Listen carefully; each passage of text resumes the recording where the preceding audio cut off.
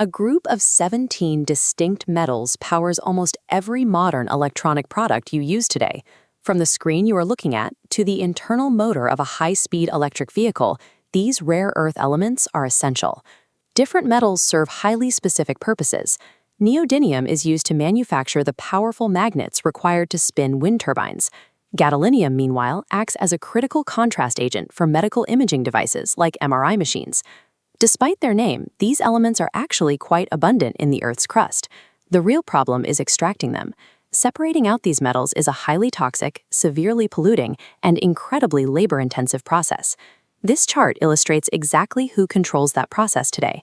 While many countries have reserves, China handles the vast majority of the dirty work, supplying roughly 70% of the raw ore and more than 90% of all refined rare earth materials worldwide. For decades, Western nations were happy to avoid the severe environmental damage and high labor costs of domestic mining. By offloading that heavy industry, the world created a massive, singular point of geopolitical failure for the entire technology sector.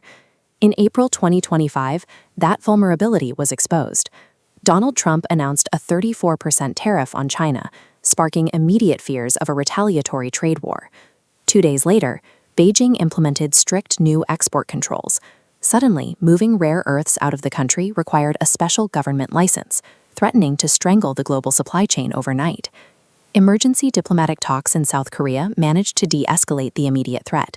The negotiations resulted in a 1-year delay on the most severe restrictions, but that truce is a literal ticking clock. It gives governments and tech manufacturers a narrow 12-month window to build entirely new, independent supply chains before they risk being cut off from the metals they need to survive.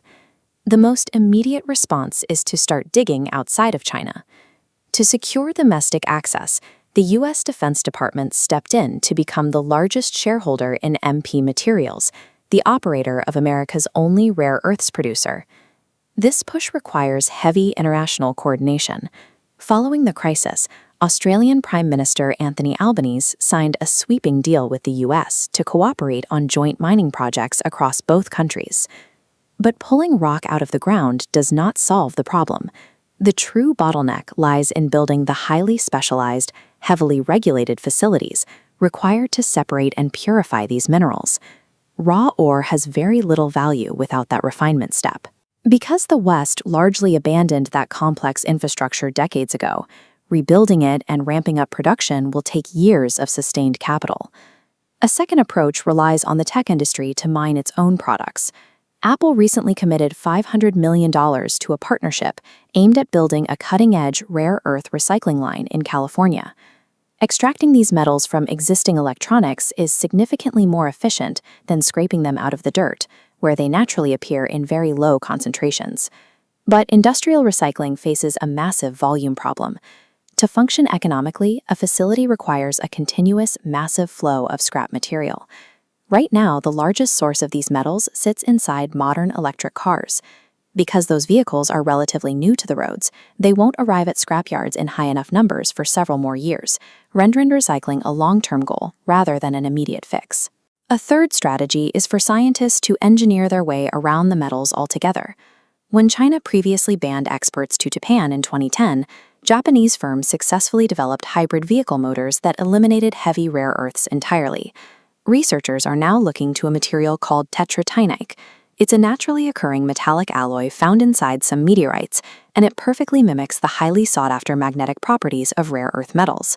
The scientific race is heavily focused on synthesizing artificial tetratynite in laboratories, with the goal of permanently replacing metals like neodymium in manufacturing.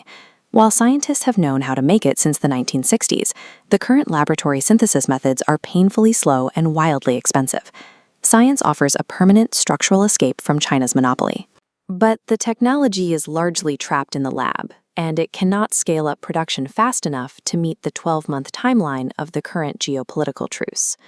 Ultimately, the greatest threat to the global tech supply chain isn't a sudden export ban from Beijing. It's the temporary truces that follow. Looking at this historical flowchart, a clear pattern emerges. China restricts supply, the West funds alternatives. Then China restores supply, and Western companies cancel investments. The South Korea delay threatens to trigger this cycle again. incentivizing executives to cancel these projects to save money. Beijing knows exactly how much power its rare earth weapon holds over the global economy, and it will be tempted to use it again. True supply chain independence requires ignoring the temporary relief.